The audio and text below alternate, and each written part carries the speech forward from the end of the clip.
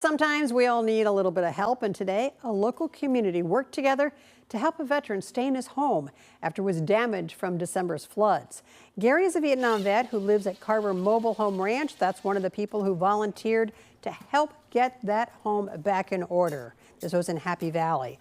Now, after Clackamas River flooding last month, Gary's neighbors noticed he needed some help upgrading his home to meet park standards. He was worried about being evicted. Enter Team Rubicon, a vet-led organization that serves communities during times of crises. Today, Team Rubicon and Happy Valley volunteers from the community spent the day bringing Gary's home up to compliance, supplies donated by Par Lumber.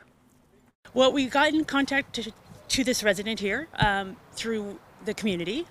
They reached out to Team Rubicon saying that he needed help. He was having some problems with his siding. It wasn't safe for him to live here. And we do that usually during disasters, and we just had that flood come through. Gary did not want to appear on camera, but he was very grateful for the help, and he told us he can now stay in his home.